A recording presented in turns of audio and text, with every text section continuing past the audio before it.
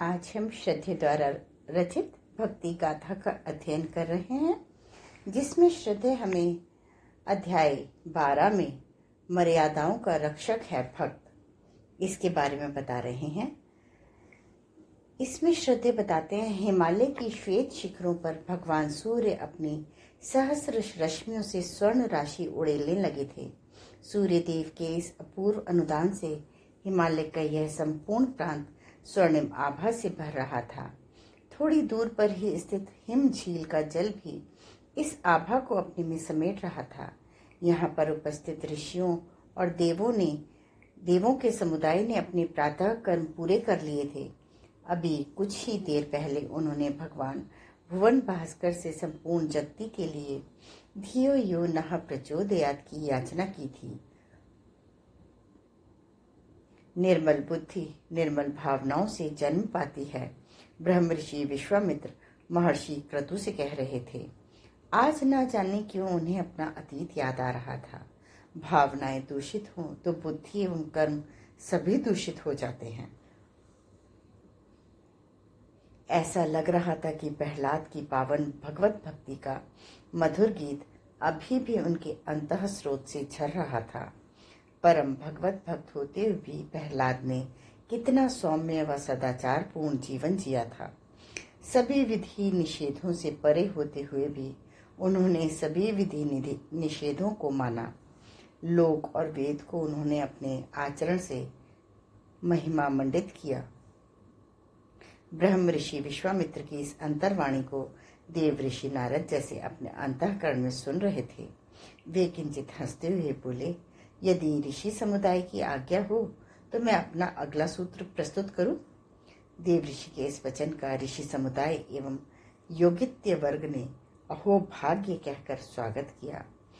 लोके वेदेषु तदनुकूलाचरणम तद्विरोधिषु दासीनता।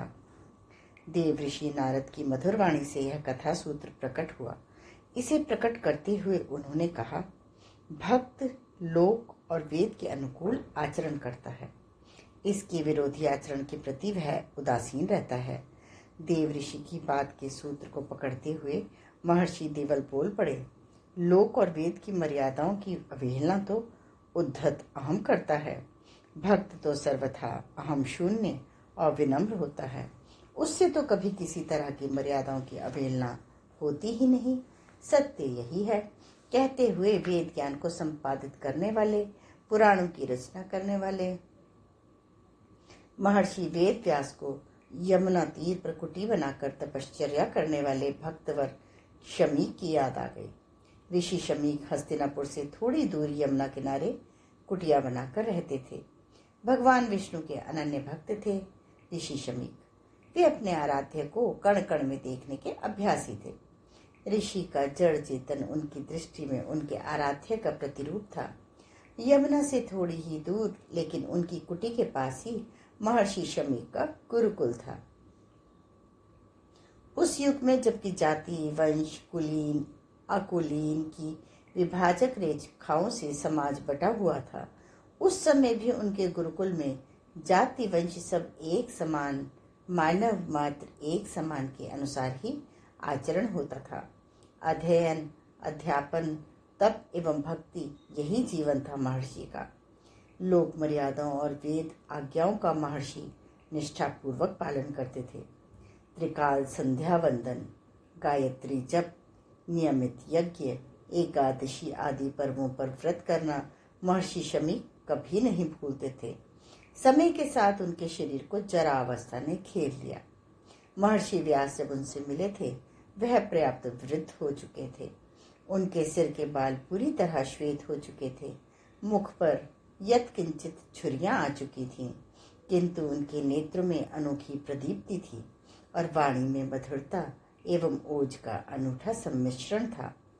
प्रातः काल जिस समय भगवान वेद व्यास महर्षि शमीक से मिलने गए थे, वह संध्या यज्ञ आदि नित्य कर्मों को समाप्त कर गो सेवा कर रहे थे। आश्रम में रहने वाली गायों की सेवा कार्य में महर्षि शमीक स्वयं लगते थे।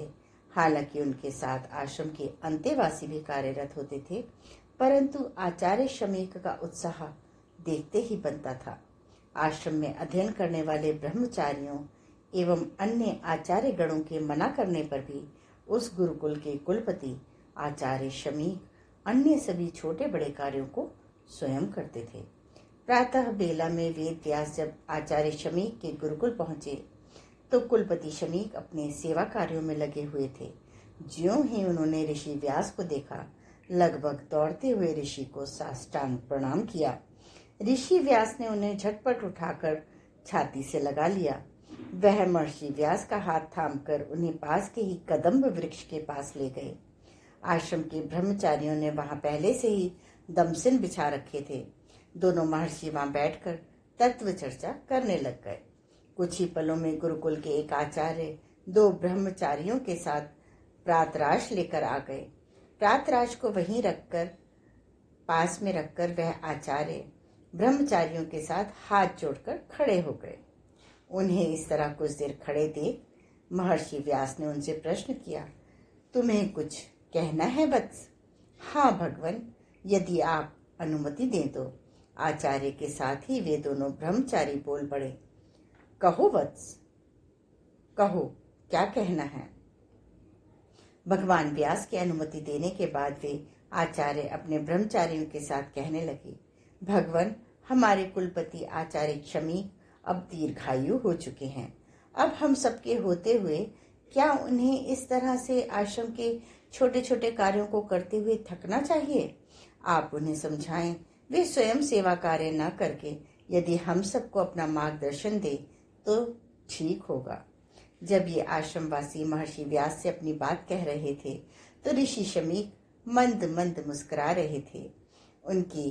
इनके कथन की समाप्ति पर व्यास ने ऋषि शमीक के मुख की ओर देखा। उनकी आंखों में प्रश्न की रेखा थी। शमीक समझ गए और कहने लगे, भगवान, आप तो शास्त्रों के रचनाकार हैं, लोक मान्यता और वेद वचन के मर्मज्ञ विद्वान हैं। क्या हम भगवत भक्तों को लोक एवं वेद की अवज्ञा करनी चाहिए? आचार्य शमीक के इस प्रश्न के उत्तर में भगवान व्यास ने उनसे एक नया प्रश्न किया, आचार्य, आप तो भक्ति की परम भाव दशा को पा चुके हैं। आप सभी विधि निषेध से परे हैं। ऐसे में भला आपको ये लघु मर्यादाएं कहाँ बांध सकती हैं?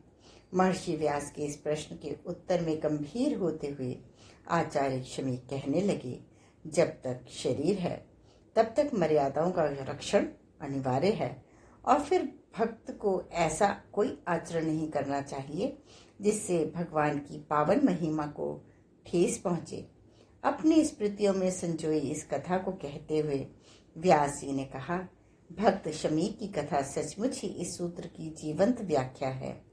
इस कथा को सुनकर सभी ने भगवान व्यास को साधुवाद दिया और बोले, सचमुच ही शास्त्र का रक्षण भक्त का कर्तव्य है।